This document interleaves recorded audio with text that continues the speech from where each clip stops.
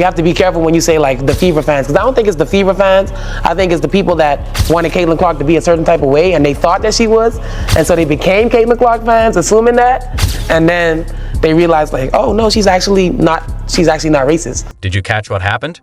Jonquel Jones, the WNBA Finals MVP, just stepped up to defend Caitlin Clark amid all the negative attention. That's right, a top player sticking up for someone she's never even faced on the court. But what's even more surprising is that Jones didn't just have Clark's back. She took aim at the media for blowing the whole thing out of proportion. They want a player to say the wrong thing, because that is realistically what has caused all the crazy stuff. You might be wondering, what's the big deal? Well, get ready, because we're about to explain how one player's statement could completely shift everything you thought you knew about the Caitlin Clark and Indiana fan controversy. Throughout the WNBA season, there have been labels placed on that fan base from WNBA media, WNBA players. You won't believe who just entered the Caitlin Clark drama. Jonquel Jones, the WNBA Finals MVP, is making headlines with her unexpected remarks. She's not just any player. She's a star in her own league. And now she's speaking out to defend someone she's never even played against. This all started when Jones was asked about the controversy during a recent interview on Asterisk, the Pivot podcast Asterisk. Alyssa Thomas, one of the best hoopers in all of the WNBA. I mean, does absolutely everything. During the playoffs, she spoke out and condemned racism. They're playing, and obviously the Fever fans were being the Fever fans. Yeah. And I love the fact that she was willing, in front of the press and the media, to condemn racism. And she said, and now it's on the officials. I've told you what it is. Have you ever had any encounters with things like that? Here's the kicker. Jonquel Jones didn't just give a typical, I support her response. She went all in, calling out the media frenzy surrounding Caitlin Clark. Can you imagine? A top-tier pro player risking her reputation to back a college athlete. You might be wondering why this matters. Well, stick with us, because it's about to get interesting. Jones pointed out that while most of Clark's fans are simply trying to support her, some people are turning that support into something negative. I feel like I think a lot of the fans, like the Caitlin Clark fans, I think they wanted to latch on to Caitlin Clark and then use her as, like, I guess, like this fuel to be able to be the way that they wanted to be, you know? And I think that's why there was such big backlash when she liked the whole Taylor Swift post saying, like, vote for Kamala Harris, because they want her to be the representation of their racism and you know, like their view on the world. But Jones didn't stop at just defending Clark. She also took aim at how unfairly both Clark and her fans have been labeled. She made it clear that it's wrong to judge an entire group by the actions of a few troublemakers. As Jones put it, I think you have to be careful when you say like the Fever fans, because I don't think it's the Fever fans. I think it's the people that wanted Caitlin Clark to be a certain type of way, and they thought that she was, and so they became Caitlin Clark fans, assuming that, and then they realized like, oh no, she's actually not racist. And so now they have to kind of like backtrack and try to find somebody else that can kind of embody the things that they feel. But yeah, no player should have to deal with that. No player should be in any type of situation where they feel like, you know, their life is in danger, or that someone wants to harm them because of the color of their skin, or harm them in general. So it's crazy that they had to deal with that. So what's the most shocking thing Jones said? Here it is. She directly defended Caitlin Clark against accusations of racism. Jones didn't hold back, saying flat out that Clark is not racist. That's a bold statement coming from a player of her stature. But there's more. Jones didn't just stop at defending Clark. She also called for change in the WNBA. I hope that the WNBA gets it in order and make sure that they have like things in place, because yeah, no one wants to play in a situation like that. I don't think it's fair to the players. She's using her platform to push for a better, fairer environment for all players. Now, you're probably wondering, what's next? Well, hold on, because it's about to get even wilder. Jones' comments have set off a firestorm, and the fallout is just starting.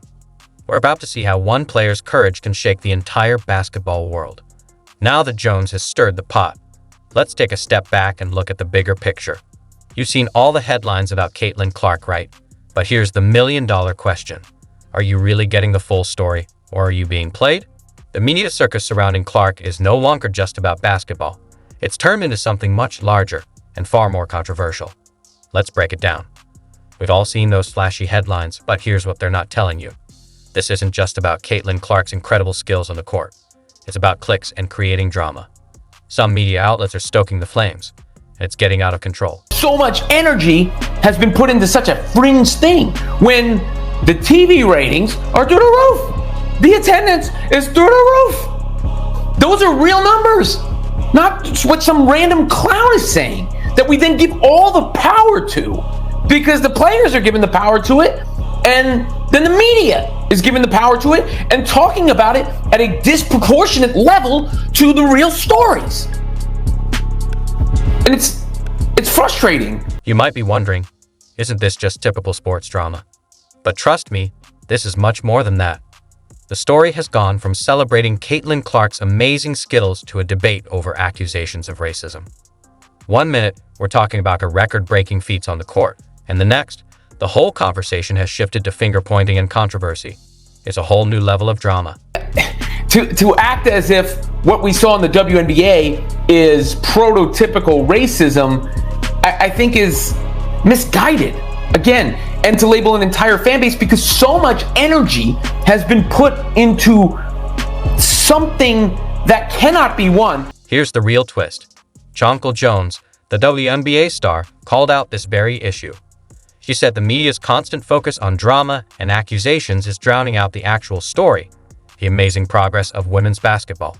Jones noted that TV ratings and fan attendance are hitting new highs, but are those positive developments getting the attention they deserve?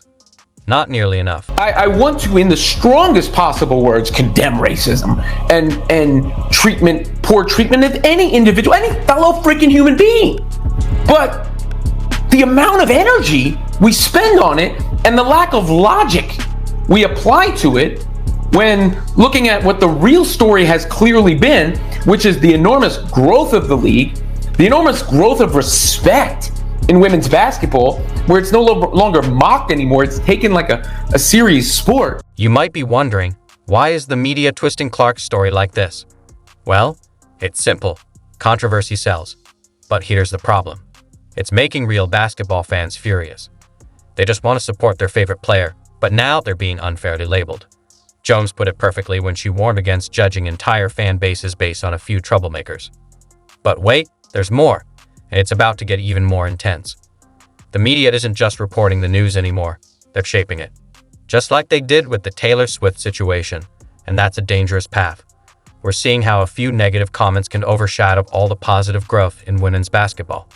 It's like the media is playing a game of telephone, and by the time the message reaches the public, it's totally twisted. Even to the point of what Jonquel was saying there, when she says that's why Caitlin Clark got all that backlash for liking the Taylor Swift post. No, she didn't. Caitlin Clark did not get any backlash for liking the Taylor Swift post. She got some random comments from people that probably weren't Again, Caitlin Clark has been used as a tool or an avatar. So, here's the big question. How do we cut through all the noise and find the truth? It's not easy, but it starts with recognizing when we're being fed a distorted version of the story. And that's exactly what we're about to dive into, because this isn't just about Caitlin Clark anymore. It's about the future of women's basketball and how we talk about it. Let's take a closer look at Clark's fans and all these wild accusations flying around. You've heard people calling them racists, but is that really fair? Think about it. Most of these fans are just passionate about great basketball. They're not looking to stir up trouble. They're just excited to watch an amazing player do her thing on the court. But here's where it gets really interesting. Some people are using this situation to push their own agendas. They're taking a few bad apples and making it seem like the entire fan base is rotten. That's not just unfair, it's flat out wrong. Playing, and obviously the Fever fans were being the Fever fans. Yeah. And like, that's what literally, that's the, like, you can see from this interview, he has basically just said Fever fans are racist. He has come out, I'm not sure who this is, but whoever this is has literally said Fever fans are racist. You might be thinking, okay, but what about all those racist comments I've seen? Let's dig into that. It turns out that only a small fraction of fans are actually causing trouble, but when those voices are loud on Twitter, tweeting nonstop, it creates the illusion that they represent a much larger group than they really do. Social media can amplify the negativity, making it seem like a bigger issue than it is. Let's just say there are 1 million Fever fans. The reality is that there might be 5,000 of those that are racist fans that came in with Caitlin Clark. The problem is that 5,000 as a percentage of 1 million is minuscule. It's crazy, right? A few thousand people can make so much noise.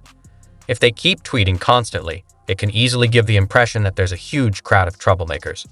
But the truth is, it's just a small group getting all the attention. The rest of the fans, they're not the problem.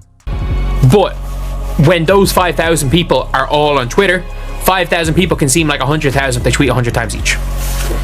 And then you can see here, this guy's basically just like, Fever fans are racist. He's already made his mind up, and he's already asking Jonquel Jones a question from that perspective, which is where a lot of the dumb takes come from, when the reality is probably 0.5% people, which obviously is still too much. Obviously that's not right, but...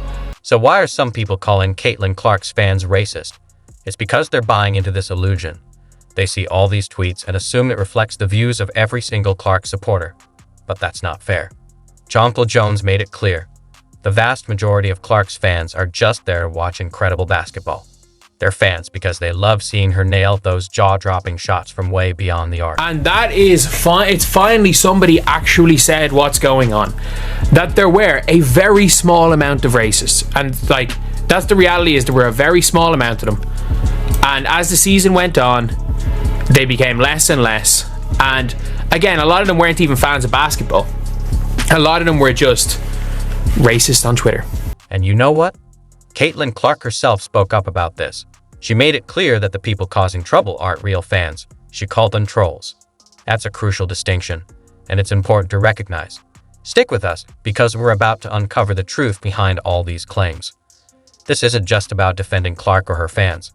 It's about understanding how social media can twist our perceptions, and how a small group of troublemakers can be used to create a false image of a much larger, passionate fan base. The real story here is about incredible basketball and the fans who truly love the game. So, there you have it. The truth behind the Caitlin Clark controversy. It's wild how this has shaken up women's basketball, sparking important conversations about respect, media coverage, and the pressure players face. Generalize a negative stigma towards a certain group of people, because all that will do is piss off that certain amount of people, and it could turn them into what you think they are. And that's the one thing I hate about this whole thing, where it's like, if you keep telling somebody that there's something negative, they might just say, screw this, I'll do it. Even though a reasonable person wouldn't, because look, there's no... a decent person won't, but like it's not helping things. Jonquel Jones didn't just stand up for Caitlin Clark. She pushed us to rethink how we approach and support women's sports as a whole. This moment goes beyond one player.